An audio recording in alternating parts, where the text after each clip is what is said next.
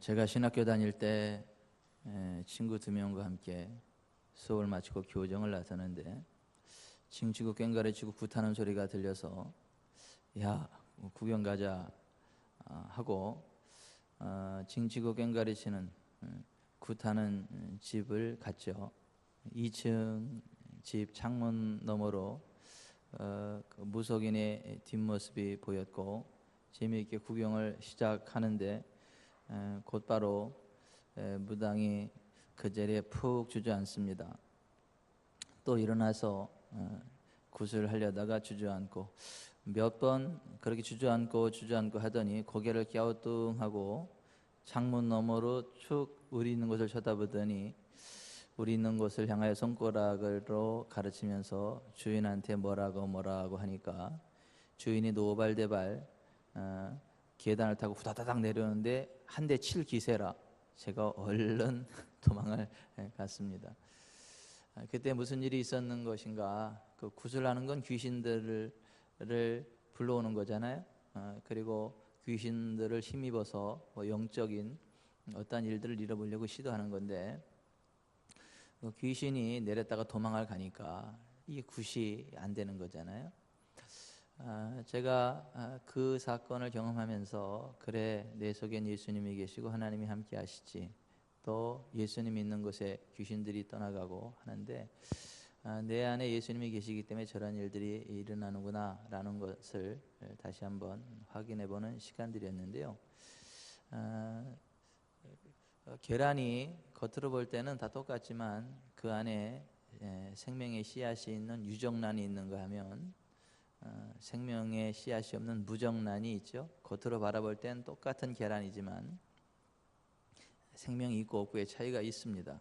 어미닭이 생명의 씨앗이 있는 계란을 21일 동안 품으면 그 안에서 새 생명인 병아리가 나오게 되지만 그 생명의 씨앗이 없는 무정란은 어미닭이 아무리 오랫동안 품어도 생명이 나타나지 않습니다. 썩습니다.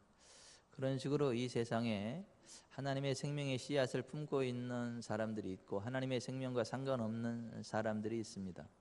하나님의 생명의 씨앗인 예수 그리스도가 그 마음속에 임재하여 계신 사람들, 그 사람들의 모임을 가르쳐서 성경은 교회라고 합니다. 이 교회에는 예수님의 생명의 씨앗을 품고 있는 사람들의 모임이기 때문에 그것에 하나님의 영광이 있고 하나님의 임재가 있고 또 그 하나님 백성 공동체인 교회에는 천국 열쇠가 주어져 있어서 천국 문을 열고 들어갈 수 있는 자유가 있고 지옥의 문을 닫아버릴 수 있는 권세가 있습니다.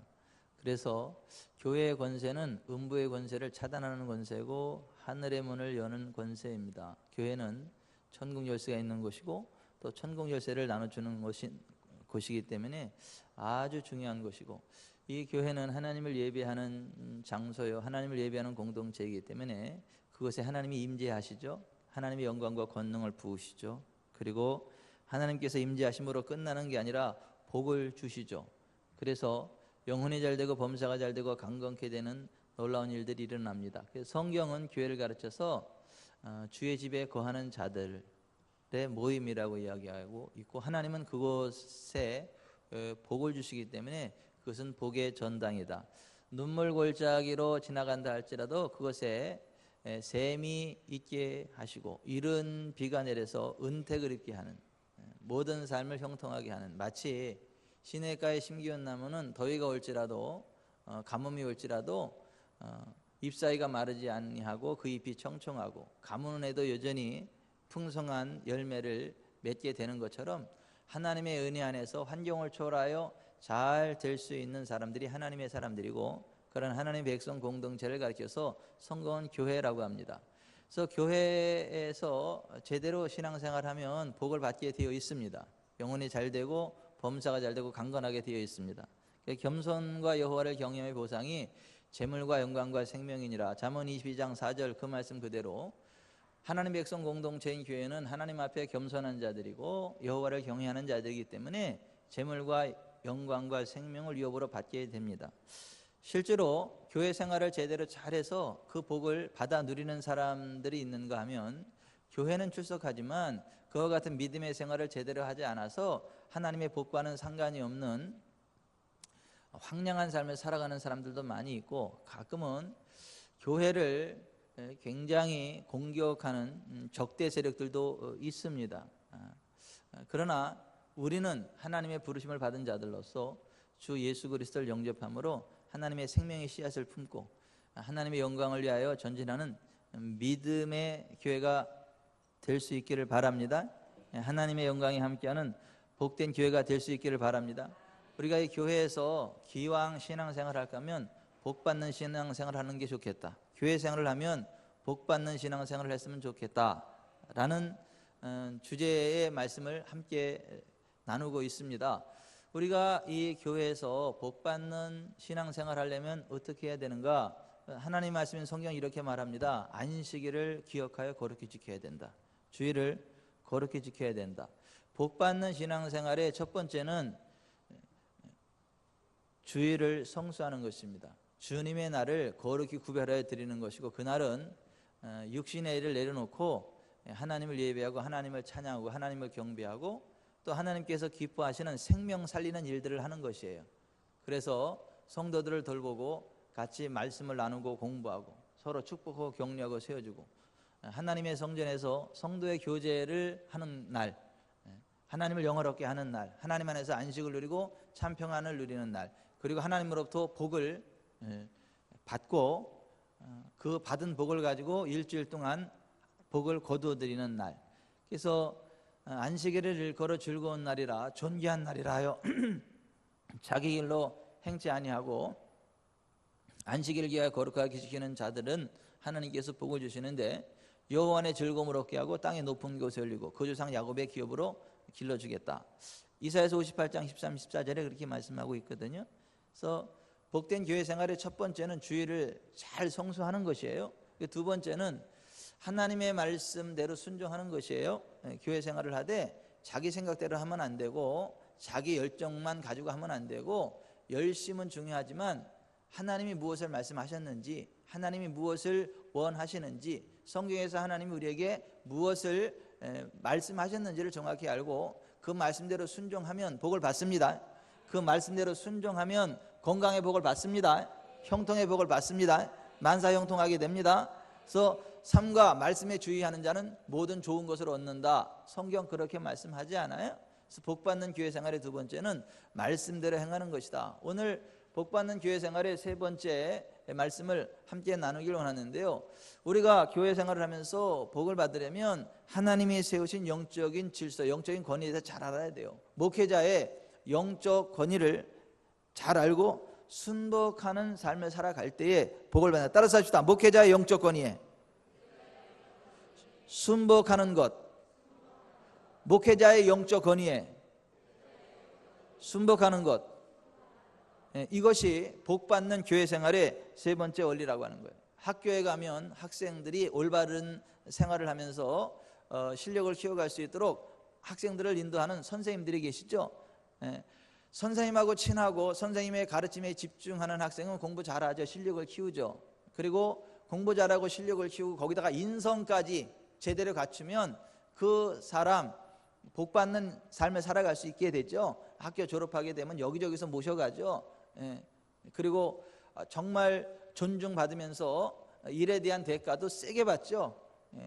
그냥 이를 악물고 일해서 한 달에 100만 원, 200만 원 받기 팍팍한 이 세상에 한 달에 1,000만 원, 2,000만 원, 3,000만 원, 5,000만 원 이렇게 월급 받으면서 직장 생활하는 그러한 사람들도 있거든요. 그러한 차이가 뭐에서 나타나느냐 하면 정말 학교 다닐 때 얼마나 성실함으로, 얼마나 진실함으로 선생님이 가르쳐주는 대로 인격을 갖추고 또 학생으로서 최선을 공부를 다했느냐, 거기서부터 결정이 되는 거예요. 그 기본이 돼 있어야 그렇게 열심히 일해서 100만 원, 200만 원, 300만 원 벌기에 팍팍한 이 세상이지만 한 달에 1,000만 원, 2,000만 원, 3,000만 원, 5,000만 원을 받으면서 일하는 그러한 유리한 고지를 차지하기도 하는 거거든요. 그래서 학교 생활이 굉장히 중요하거든요. 그래서 선생님 잘 만나는 거 중요하거든요. 그래서 우리가 새 학기가 되면 기도하잖아요. 하나님 좋은 선생님 만나게 해주세요. 그리고 지혜를 주세요. 열심히 공부해서 실력을 쌓게 해주세요. 자녀들을 위해 그렇게 기도하지 않습니까? 그렇듯이 학생에게 있어서 선생님이 얼마나 소중한지 몰라요. 그렇듯이 하나님의 백성 공동체, 교회 성도들이 정말 복받는 삶을 살아가기 위해서는 그들의 영적인 스승인 목회자를 정말 존중하고 목회자의 가르침에 따라서 신앙생활을 잘하는 게 중요하다. 그러면 정말 영적인 실력이 늘어가게 되고요, 영적인 인격을 갖춰지게 되고요, 영격이라 그럴까요? 영적인 격을 갖추게 되고요, 그리고 정말 준비된 사람이 돼서 하나님의 은혜를 복을 받아서 보통 사람들 100만 원, 200만 원, 300만 원 벌기에 팍팍한 환경일지라도 그 사람은 1000만 원, 2000만 원, 3000만 원, 5000만 원 정말 그러한 복을 받게 됩니다. 어떤 사람은 돈을 복이라 그럽니까? 그러는데 돈 복 맞습니다. 돈 없다고 지옥 가는 거 아니고 돈 없다고 저주받는 거 아니지만 돈이 없으면 좀 불편한 건 맞아요. 돈이 있으면 좀 편한 거 맞습니다. 돈이 있으면 좀 여유 있고 다른 사람들 도와줄 수 있고 그러는 건 맞아요. 돈이 지글로가 이런 사람이 있어요. 나는 가난에 처해도 받고 부유에도 처해봤는데 한 가지 분명하게 말할 수 있는 것은 부유한 것이 좋더라. 여러분, 정말 그 학생이 그 남은 생애가 행복하게 되려면 선생님이 중요하고 학교 생활이 중요하고 선생님을 통해서 훌륭한 인격을 연마받고 또 실력을 잘 키워야 되는 것처럼 우리가 정말 하나님의 은혜를 복을 받으려면 교회가 중요하고 교회의 영적인 스승으로 하나님께서 세우신 목회자들과의 관계가 이렇게 좋아야 되고 또 목회자를 통해서 주시는 하나님의 가르치심에 잘 순복하는 게 중요하다. 목회자는 어떤 사람들인가? 성도들로 하여금 곁길로 나아가지 아니고 훌륭한 영격, 믿음의 격을 갖추게 하고 또 하나님이 기뻐하시는 영적인 실력, 말씀의 실력을 갖추어서 정말 하나님이 주시는 복된 일을 달려가게 만드는 사람들이 목회자들이거든요. 그래서 사도 바울이 데살로니가 교회를 향해서 이렇게 말을 했어요. 데살로니가서 3장에 우리 형제 곧 그리스도의 복음을 전하는 하나님의 일꾼인 디모데를 보내노니 이는 너희를 굳건하게 하고 너희 믿음에 대하여 위로함으로 아무도 이 여러 환난 중에 흔들리지 않게 하려 함이라. 우리가 이것을 위하여 세움 받은 줄을 너희가 친히 알리라. 우리가 너희와 함께 있을 때 장차 받을 환난을 너희에게 미리 말하였는데 과연 그렇게 된 것을 너희가 아느니라. 이러므로 나도 참다 못하여 너희 믿음을 알기 위하여 그를 보내었노니 이는 혹 시험하는 자가 너희를 시험하여 우리 수고를 헛되게 할까 함이니 그랬어요. 데살로니가 교회가 환난을 만났거든요. 근데 환난이 와도 믿음으로 잘 극복하고 이기면 오히려 더 큰 복이 임합니다. 아멘. 근데 환난 가운데 믿음을 저버리면 영적인 품위를 잃어버리고 말씀을 벗어나게 되면 정말 그동안 양육받은 모든 것이 다 헛되거든요. 하나님이 예비하신 복을 받을 수 없거든요. 그리스도와 함께 참여하는 자리에서 배제되거든요. 그래서 성도들이 자기 믿음을 잘 지키는 게 중요해요. 하나님이 우리에게 주신 예비한 모든 것들을 끝까지 취하는 게 중요하거든요. 그래서 요한계시록 3장 11절에 빌라델비아 교회를 향해 주님이 이렇게 말씀하시죠. 내가 속히 오리니 내가 가진 것을 굳게 잡아 아무도 내 면류관을 빼앗지 못하게 하라. 히브리서 3장 14절 우리가 시작할 때 확신하는 것을 끝까지 견고히 잡고 있으면 그리스도와 함께 참여한 자가 되리라 했잖아요. 우리가 정말 하나님이 예비하신 모든 것들을 놓치지 않고 받으려면, 내 것으로 만들려면, 그리고 그리스도와 함께 참여한 자가 되려면 우리가 처음에 시작한 것을 끝까지 굳게 잡아야 된다는 거예요. 우리가 가진 것을 아무도 빼앗지 못하도록 우리가 믿음으로 잡아야 된다는 거예요. 근데 조금 어려움이 왔을 때, 조금 환난이 왔을 때 믿음을 떠나면, 말씀을 벗어나면 그 모든 것들이 수포된다, 헛되게 된다는 거예요. 그래서 성도들로 하여금 헛되지 않게 정말 처음 시작한 것을 끝까지 견고히 잡고 정말 예수 그리스도로부터 우리에게 임할 놀라운 상급을 포기하지 않고 그것을 받을 수 있도록, 원수 마귀에 빼앗기지 않도록 성도들을 잘 위로하고 격려하고 세워주도록 세우신 하나님의 일꾼들, 그 사람들을 가르쳐서 성경은 목회자라고 하는 것이에요. 사도 바울이 예수님을 만나고 나서 예수님만이 유일한 구원의 길이라는 걸 알아서 전 세계에 다니면서 주 예수 그리스도의 복음을 증거하기 시작했죠. 이른바 세계 선교 여행을 시작했죠. 1차, 2차, 3차.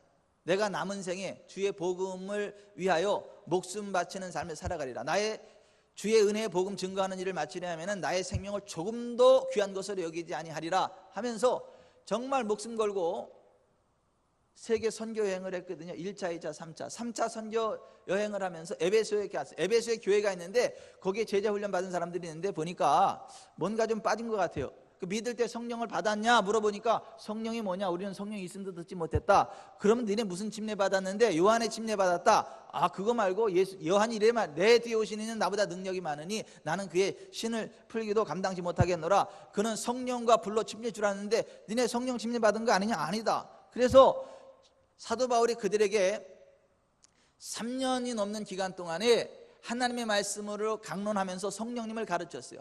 구원의 복음을 가르쳤어요. 그랬더니 그 에베소 교회에 성령님의 강력하신 기름 부음이 얼마나 세게 임하는지 사도 바울의 아침마나 손수건만 얹어도 귀신이 떠나고 병이 낫게 되는 놀라운 일들이 일어나게 되거든요. 놀라운 기적과 표적들이 많이 나타나게 되었거든요. 그랬는데 한 3년 정도 지나고 나니까 하나님의 성령께서 야 사도 바울, 야 바울아, 이제는 목회자들을 세우고 너는 또 다른 곳에 가서 내 복음을 증거해야 되겠다. 그래서 그들에게 성령의 지시하심을 받고 목회자들을 세워놨어요. 교회 감독자들을 세워놨어요. 그리고 그는 성령의 인도하심을 따라 드로아에 가서 복음을 증거했죠. 복음을 설교를 얼마나 오래 했든지 유두고라고 하는 사람이 창문에 앉아서 설교했다가 조로 떨어져 죽었어요. 사람들이 큰일 났다 그러니까 아니 아직 그에게 생명이 있다, 놔둬라. 그리고 기도하고 계속 말씀을 증거하고 가니까 나중에 유두가 다시 살아났습니다.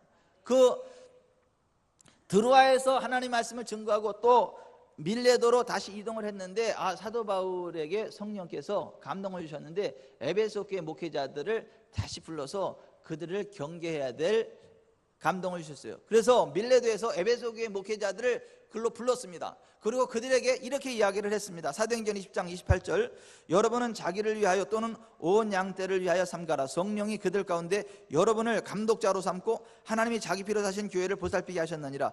내가 떠난 후에 사나운 이리가 여러분에게 들어와서 그 양떼를 아끼지 아니하며 또한 여러분 중에서도 제자들을 끌어 자기를 따르게 하려고 어그러진 말을 하는 사람들이 일어날 줄을 내가 아노라. 그러므로 여러분이 일깨어 내가 3년이나 밤낮 쉬지 않고 눈물로 각 사람을 훈계하던 것을 기억하라. 지금 내가 여러분을 주와 및 그 은혜의 말씀에 부탁하노니 그 말씀이 여러분을 능히 든든히 세우사 거룩하게 하심을 입은 모든 자 가운데 기업이 있게 하시리라 했습니다. 간단히 요약하자면 이래요. 목회자는 성령님께서 세우신다. 목회자의 사명은 교회 성도들을 잘 감독하고 보살피는 거다. 목회자는 주님과 그 은혜의 말씀 안에서 든든히 세워지고 교회의 성도들을 이단의 세력들로부터 잘 보호해야 한다. 성도들도 물론 목회자들도 말씀을 떠나면 어그러질 수 있다, 이단이 될 수 있다, 그렇게 이야기하고 있는 것입니다. 그래서 목회자는 뭐냐면 스스로가 하나님 말씀으로 끊임없이 자기를 잘 점검을 해서 스스로 이단으로 나아가지 않도록 말씀으로 자기를 잘 점검해야 되는 것이고, 또한 하나님의 약물인 성도들을 동시에 말씀으로 잘 양육해서 사나운 이리와 같은 이단에 빠지지 않고 끝까지 생명의 길, 거룩의 길, 부흥의 길을 달려갈 수 있도록 감독하는 사람, 이 사람이 목회자라는 거예요. 그래서 목회자를 가리켜 성경은 감독이라 그래요, 장로라 그래요, 목사라 그래요. 성도들이 곁길로 나가지 않도록 잘 감독해야 된다서 감독이라 그러는 거예요. 성도들의 영적인 어른이 돼서 잘 이끌어야 된다, 그래서 장로라 그러는 거예요. 그리고 교회는 하나님의 양물이기 때문에 목자가 양을 잘 돌보고 이끌어가듯이 하나님의 양물인 교회들을 잘 돌보고 이끌어라, 그래서 목사라 그러는 거예요. 목자라는 말이 목사라는 말과 같은 말이에요. 그런 의미에서 목회자는 하나님의 종이고 하나님의 일꾼이고 하나님의 사자입니다. 그래서 목회자를 존중하는 것은 하나님을 존중하는 것이고, 목회자를 거부하는 것은 하나님을 거부하는 것입니다. 오늘 본문 베드로전서 5장 6절에 목회자를 하나님의 능하신 손이라 했어요. God's mighty hand. 따라서 합시다. 하나님의 능하신 손. 목회자를 가르쳐서 하나님의 능하신 손이라고 표현한 거예요. 사람이 손을 가지고 일을 하는 것처럼 하나님이 목회자들을 통해서 일을 한다. 그래서 목회자를 하나님의 능하신 손이라고 표현한 것입니다. 구약 사무엘 선지자 때 이스라엘 백성들이 하나님의 선지자 사무엘과 그의 아들들을 거부하며 이방 나라들 같이 자기들에게도 왕을 세워달라고 요청했을 때 하나님께서 사무엘에게 이렇게 말씀하십니다. 이는 그들이 너를 버림이 아니요 나를 버려 자기들의 왕이 되지 못하게 함이니라 그랬어요. It's me they are rejecting but you. 그들이 너를 거부하는 게 아니라 나를 거부하고 있는 거다라고 말씀하셨다는 거예요. 하나님이 세우신 하나님의 사역자는 하나님의 능하신 손이고, 그들을 거부하는 것은 하나님을 거부한 게 아니라, 그 사람을 거부하는 게 아니라 그를 통하여 역사하시는 하나님을 거부하는 것이다, 그렇게 말씀하신 거예요. 위임된 하나님의 권위에 대해서, 위임된 주님의 사역자들의 권위에 대해서 주님은 이렇게 말씀하십니다. 마태복음 10장 40절 너희를 영접하는 자는 나를 영접하는 것이요 나를 영접하는 자는 나를 보내신 이를 영접하는 것이니라. 선지자의 이름으로 선지자를 영접하는 자는 선지자의 상을 받을 것이요 의인의 이름으로 의인을 영접하는 자는 의인의 상을 받을 것이요 또 누구든지 제자의 이름으로 이 작은 자 중 하나에게 냉수 한 그릇이라도 주는 자는 내가 진실로 너에게 이르노니 그 사람이 결단코 상을 잃지 아니하리라고 말씀하셨어요. 목회자들은, 주님의 제자들은, 주님의 사역자들은 주님으로부터 권위를 위임받은 자들이기 때문에 그들을 환영하는 것은 주님을 환영하는 것이고, 그들을 거절하는 것은 주님을 거절하는 것이고, 그들을 통한 영적인 지도력에 순복하는 것은 하나님의 지도력에 순복하는 것이고, 그들의 지도력을 거부하는 것은 주님의 지도력을 거부하는 것이다 라고 말씀하신 것입니다. 이것을 아주 삶의 경험으로 뼈저리게 경험한 사람이 유다의 여호사밧 왕입니다. 여호사밧이 하나님의 선지자를 대적했더니 나라에 전쟁이 일어나고 사업이 망했어요. 그리고 하나님의 선지자를 대적한 그 죄로다가 나라에 전쟁이 일어났습니다. 모압, 암몬, 세일 족속들이 연합해서 유다 나라를 쳐들어오게 됐습니다. 깨달은 거예요. 내가 주의 종을 통한 영적인 간섭하심을 거부하고 하나님이 하지 말라는 걸 했더니 전쟁이 일어났구나. 그래서 그가 하나님 앞에 회개 기도를 합니다. 성전으로 유다 백성들을 모으고 나서 금식하며 기도하자라고 하나님 앞에 용서를 구하고 회개 기도합니다. 그랬더니 그들 가운데 하나님의 선지자 야하셀에게 하나님의 성령이 임하시고, 그 성령이 야하셀을 통해 이렇게 말씀하십니다. 이 전쟁은 하나님께 속한 것이니 너희는 두려워하거나 놀라지 말고 내일 그들에게로 나아가되 너희가 나가서 싸울 것이 없나니 대열을 이루고 서서 너희와 함께한 여호와가 구원하는 것을 보라. 두려워하지 말며 놀라지 말고 내일 그들을 맞서 나가라 했습니다. 야하시엘을 통한 하나님의 말씀이 선포됐을 때 이 여호사밧 왕이 그것을 하나님의 권위로 받습니다. 그리고 나서 그 말을 그대로 받고 순종해서 그 다음날 아침 일찍 전쟁터로 나아갑니다. 그러면서 이렇게 여호사밧 왕이 이렇게 이야기를 합니다. 유다와 예루살렘 주민들아, 내 말을 들을지어다. 너희는 너희 하나님 여호와를 신뢰하라. 그리하면 견고히 서리라. 그의 선지자들을 신뢰하라. 그리하면 형통하리라. 따라서 합시다. 너희는 너희 하나님 여호와를 신뢰하라. 그리하면 견고히 서리라. 그의 선지자들을 신뢰하라. 그리하면 형통하리라. 여러분, 하나님을 신뢰하면 견고하게 되고 하나님의 선지자를 신뢰하면 형통한다는 거예요. 지금 전쟁에서 이기려면 하나님의 선지자를 신뢰하고 그 말대로 나아가야 된다는 거예요. 근데 총칼을 들고 나가는 게 아니라 성가대를 조직해서 나가려는 거예요. 찬양들을 조직해서 나가라는 거예요. 이게 말이 안 맞지 않습니까? 그럼에도 불구하고 그들이 순종합니다. 찬양하는 자들을 앞세우고 그 전쟁터에 나가서 칼과 활을 내려놓고 그냥 하나님 앞에 찬양을 합니다. 여호와께 감사하세. 그의 인자하심이 영원하다. 이 찬양을 했어요. 주께 감사하세. 그는 선하시며 인자하심이 영원하도다. 주께 감사하세. 그는 선하시며 인자하심이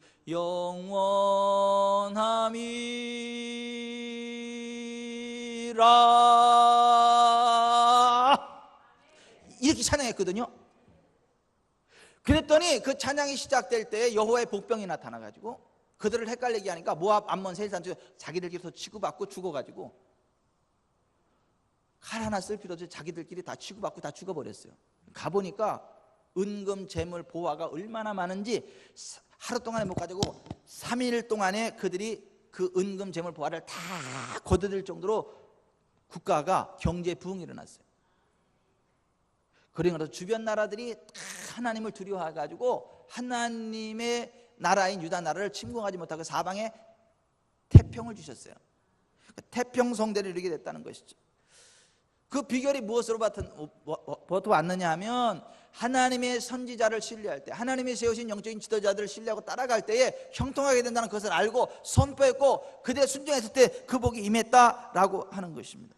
여호와 하나님께서 이스라엘과 믿음의 조상인 아브라함을 부르시고 그에게 선지자의 기름 부음을 주셨습니다. 그런 아브라함의 아내 사라를 아브라함의 누이로 알고 자신의 아내로 취하려던 그라랑 아비멜렉에게 하나님께서 이렇게 말씀하십니다. 이제 그 사람의 아내를 돌려보내라. 그는 선지자라. 그가 너를 위하여 기도하리니 내가 살려니와 내가 돌려보내지 않으면 내가 너와 내게 속한 자가 다 반드시 죽을 줄 알지니라. 아브라함이 하나님의 선지자라는 거예요. 선지자의 기름 부음이 있다는 거예요. 그의 아내를 돌려보내지 않으면 너와 내게 속한 자가 다 반드시 죽을 줄 알지니라. 하나님 이렇게 말씀하시는 거예요. 아브라함 그 아내 돌려보내. 그렇지 않으면 너 죽여버릴 거야. 네 가족들까지 죽여버릴 거야. 이렇게. 그러면서 욕도 성경적으로 하는 민족이 한민족이 아닌가 싶어요. 세상 사람도 죽여버린다 이런 말 안 하는데 한국 사람들은 그 욕을 잘한다 그러더라. 죽여버릴 거야. 미국에 가서 그 얘기했다가 총 맞아 죽는 사람 많다 그러더라고. 미국에서는 함부로 그런 얘기했다 총 맞아 죽어요. 죽인다니까. 죽인다면 진짜 죽이는 거고.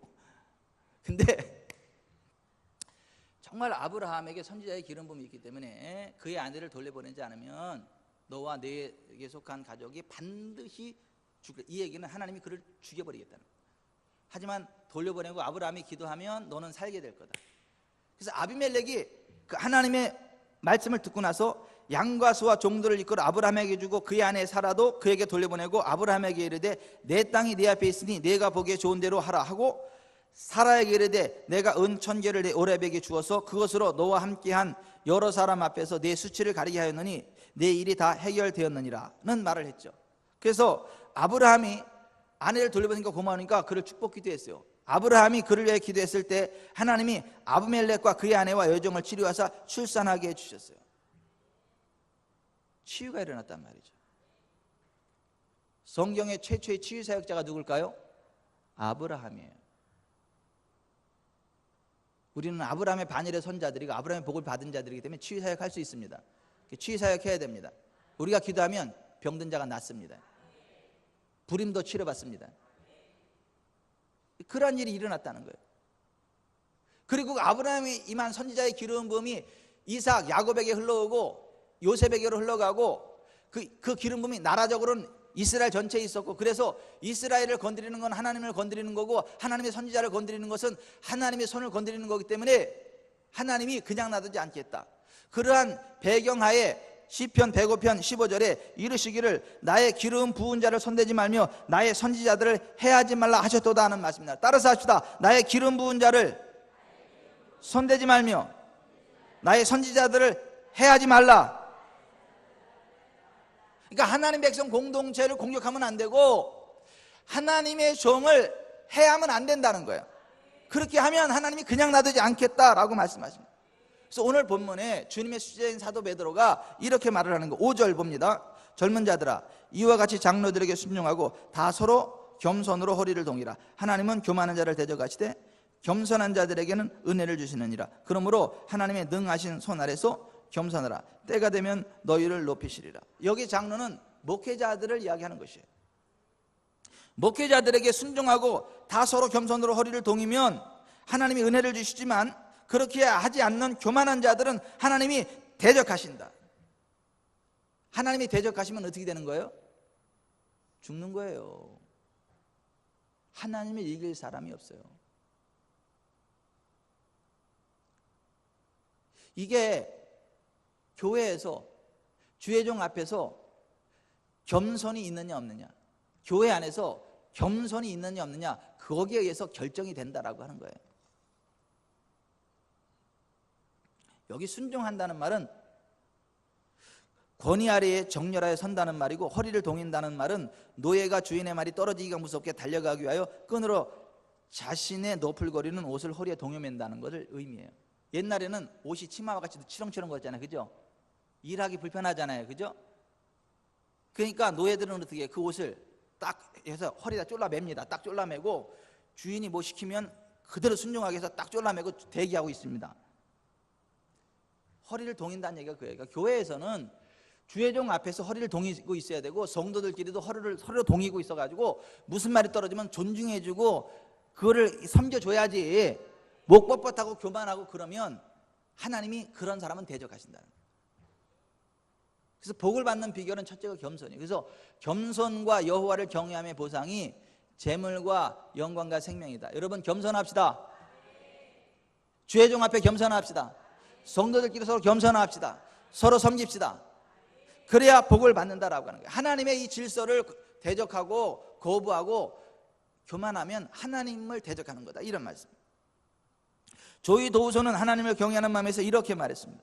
하나님의 말씀은 영적인 권위자들에 대하여 비방을 할 때 더 높은 차원에서 하나님의 심판이 임할 것에 대해 명백히 밝히시고 있다. 시편 105편 15절에 나오는 하나님의 명령의 위중성을 우리는 깨달을 필요가 있다. 이르시기를 나의 기름 부은 자를 만지지 말며 나의 선지자를 해하지 말라. 여 선지자이며 백성의 지도자인 미리암은 자기 형제이며 백성의 지도자인 모세를 비난하였을 때 하나님의 심판을 받아 나병 환자가 되었다. 고라와 다단과 아비람과 오니 모세와 아론에 대해 대항하는 말을 할 뿐만 아니라 다른 지도자들을 부추겨 비방하고 대적하는 말을 하도록 하였을 때 하나님의 엄중한 심판을 받았다. 하나님께서는 그들이 서 있는 주변 땅을 여셔서 그들이 떨어져 죽은 후에 다시 그 땅을 닫아 버리셨다. 사울 왕의 딸이며 다윗의 아내였던 미갈은 하나님께서 기름 부으신 다윗을 대적하는 말을 함으로써 평생 아이를 낳지 못하는 비운을 맞았다. 미갈은 다윗을 멸시하며 하나님을 찬양하는 다윗의 방식을 보고 비난했었던 것이다. 그리고 선지자 엘리사가 길을 걷고 있을 때 그를 보고 조롱하던 42명의 아이들이 곰에 물려 죽었다. 또 다른 한편으로는 주의 기름 부음 받은 자를 만지지 말라는 명령에 순종하는 것이 무엇인지를 보여주는 대표적인 예를 우리는 다윗에게서 볼 수 있다. 사울이 비록 다윗을 죽이려고 계속 추격하고 있었지만 그는 아직까지 이스라엘의 왕이었다. 하나님께서 아직 사울의 주의를 박탈하지 않으셨던 것이다. 다윗은 바로 이 점을 주의하고 하나님을 경외하는 마음 때문에 사울에게 아무런 해도 끼치지 않으려고 하였다. 이와 같은 원칙은 오늘날 우리에게도 적용된다. 선지자 이사야를 위하여 제단에서 집어낸 숯불은 이사야의 입술을 깨끗하게 하기 위한 것이었다. 여기에 중요한 의미가 있다. 다윗과 같이 기름 부음을 존중할 때, 하나님의 질서를 존중할 때에 복을 받는다는 거예요. 고라와 다단과 아비람과 온처럼 미리암처럼 하나님이 세우신 하나님의 지도자를 비난하고 공격할 때 그들은 심판받고 질병 걸리고 지옥에 떨어진다라고 합니다. 스월이 지옥이에요, 영어로. 아니, 히브리어로.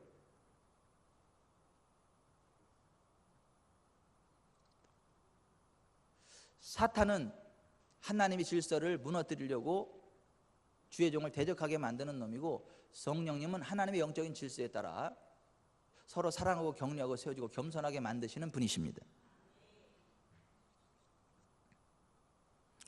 우리가 정말로 복받는 신앙생활을 한다면 하나님이 세우신 영적인 질서를 존중해야 되고 순독해야 된다. 그래서 데살로니가서 5장 12절, 형제들아 우리가 너희에게 구하노니 너희 가운데서 수고하고 주 안에서 너희를 다스리며 권하는 자들을 너희가 알고 그들의 역사로 말미암아 사랑 안에서 가장 귀히 여기며 너희끼리 화목하라 했어요.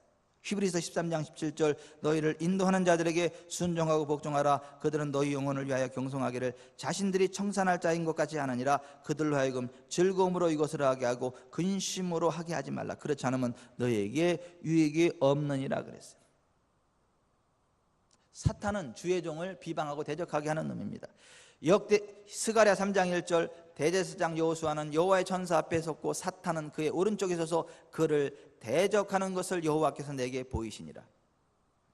요한이서 1장 7절 미혹하는 자가 세상에 많이 나왔나니 누구든지 이 교훈을 가지지 않고 너희에게 나아가거든 그를 집에 들이지도 말고 인사도 하지 말라. 그에게 인사하는 자는 그 악한 일에 참여하는 자임이라 그랬어요.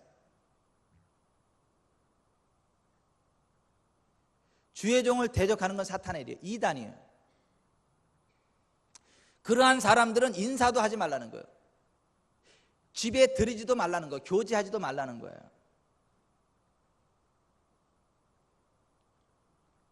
오염되기 때문에 오염되기 때문에 그렇습니다. 지저분한 쓰레기더미 그 속에 산참이 있다 나오면 쓰레기 냄새 나죠. 거기 있는 균이 옮아오죠. 그런 식으로 사단에게 사로잡힌 오만한 자들, 이단, 주의 종을 대적하는 자들을 가까이 하다 보면 그들에게 있는 영적인 더러움이 묻어온다는 거예요. 그 귀신의 세력이 그대로 묻어온다는 거예요. 그러니까 그들에게는 인사도 하지 말고 집에 들이지도 말라는 거예요.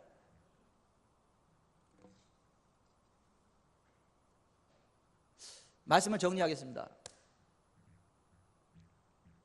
복받는 교회 생활의 세 번째 원리는 목회자의 영적인 권위를 알고 순복해야 된다.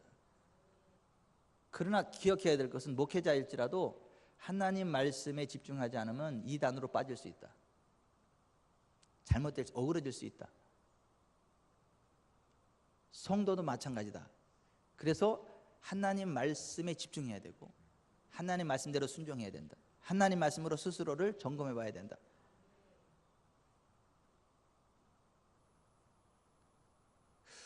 목회자 스스로가 자기가 왕인 것처럼 하나님인 것처럼 교만해도 안 되고, 반대로 성도들 앞에 알랑방구 끼면서 성도들을 따라가도 안 되고, 목회자는 딱 한번 하나님만을 바라봐야 되고 하나님의 뜻에만 순복해야 되는 거예요. 하나님의 뜻대로 성도들을 이끌어가야 되는 거예요. 그래서 진짜 주의 종은 때로 교만해 보이고 거만해 보이고 오만해 보일 수 있어요. 왜? 성도들이 무슨 얘기를 해도 안 들으니까. 듣기는 듣는데 마치 안 들은 것처럼 계속 가니까. 왜 그렇습니까? 목회자가 독재하는 게 아니고 목사는 두 가지를 해요. 성도들의 이야기를 들으면 하나님께 기도를 합니다. 하나님, 아무개 성도가 이렇게 이야기하는데요, 하나님도 거기에 동의하시나요? 하나님도 그러세요? 맞아. 그럼 알았어요 하나님. 그리고 그렇게 합니다.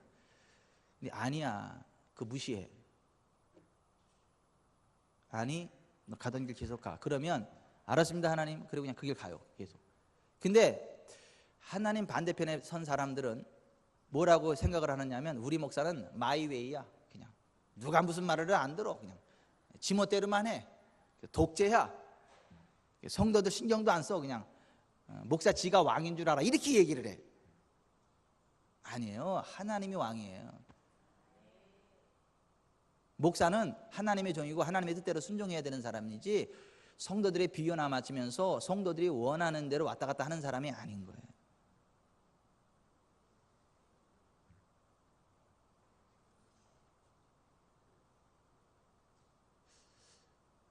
목사가 목자인데 목사의 우두머리가 있어요. 그분이 누구죠?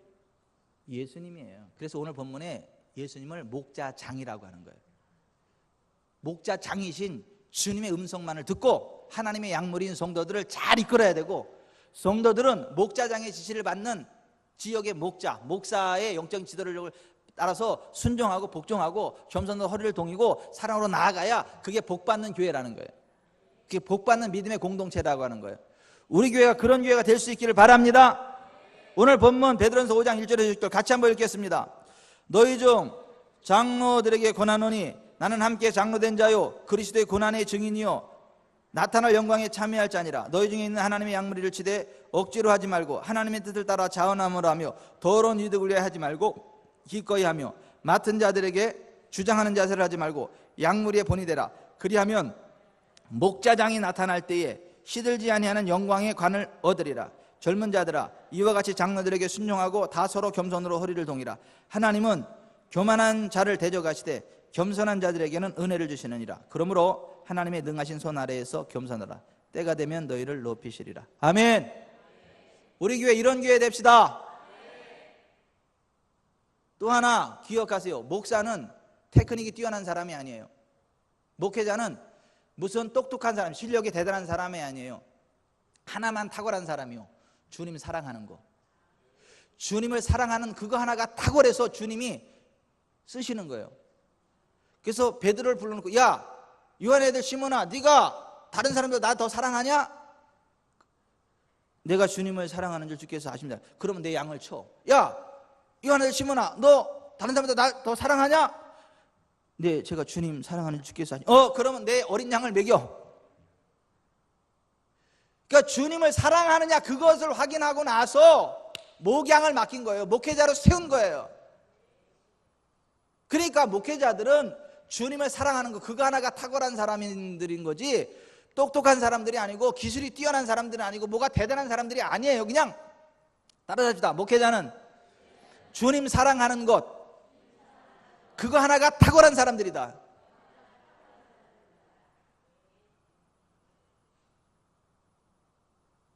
그래서 목회자하고 관계가 좋으면 주님을 탁월하게 사랑하게 돼.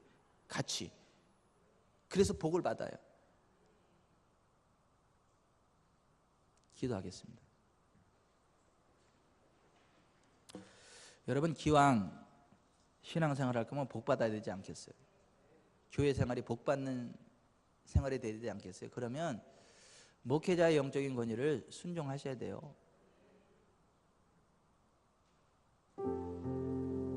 목회자 대적하지 마세요. 목회자를 여러분의 뜻대로 좌지우지하려고 하지 마세요. 하나님의 말씀에 집중하세요. 하나님 말씀대로 목회자가 선포하면 아멘하고 따라가세요. 여러분의 마음에 안 들어도. 그리고 뒤에서 목회자 욕하지 마세요. 하나님이 보십니다.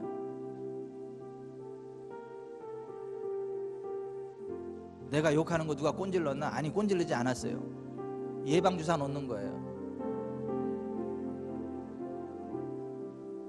그리고 하나님이 보시기 때문에 하나님이 보신 그 부분에 대해서 말씀하시는 거예요. 제가 지금 누구를 직접 거명하는 게 아니고 하나님이 그 사람에게 직접 말씀하시는 거예요. 하나님 두려운 줄 아셔야 돼요. 그리고 정말 하나님의 영적인 질서를 존중하셔야 돼요. 그래야 복을 받아요. 목회자는 주님 사랑하는 거, 그거 하나가 탁월해서 목회자로 부름받은 거고 기름 부음 받은 거예요. 더 이상을 기대하지 마세요. 같이 주님 뜨겁게 사랑하는 것만 하려고 하세요. 그래야 주님이 기뻐하세요. 하나님, 제가 교회의 영적인 질서를 순응하고 목회자가 말씀 밖으로 떠나가지 않는 한, 이단으로 빠지지 않는 한 정말 사랑하고 존중하고 함께 주님 사랑함으로 달려가겠습니다. 복 받겠습니다. 도와주십시오. 기도하겠습니다.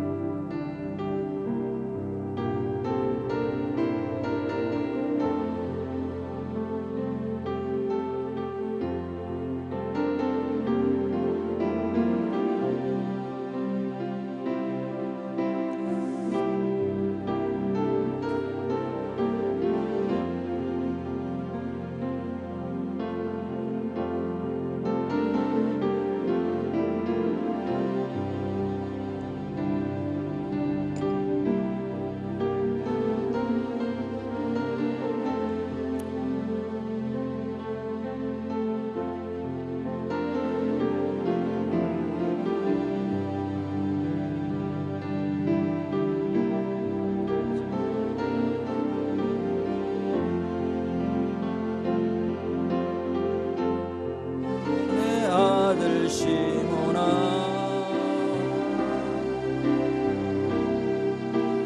다른 사람들보다 더 사랑하느냐 하고 주님이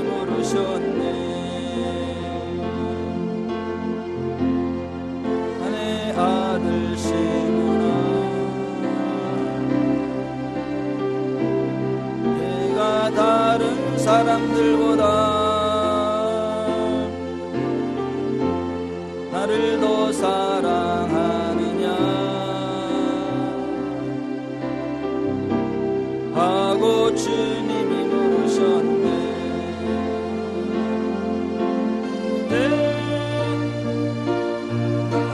나는 주께 대답했네. 내가 주를 사랑하는지.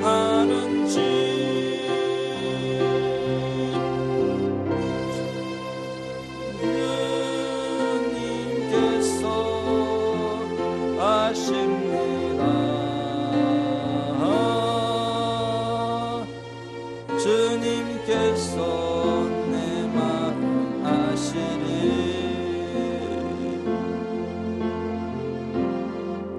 내 아들 시몬아, 내가 다른 사람들보다 나를 더 사랑하느냐 하고 주님이 물으셨네. 내게 오는 많은 양떼 내게 맡겨둘 테니 사랑하는 내 친구여, 많은 양떼를 부탁한다.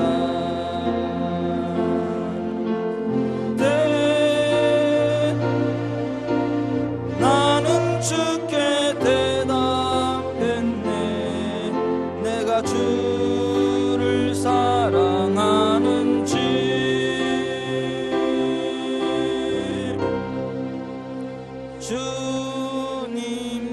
주님께서 아십니다. 주님께서 내 마음 아시리.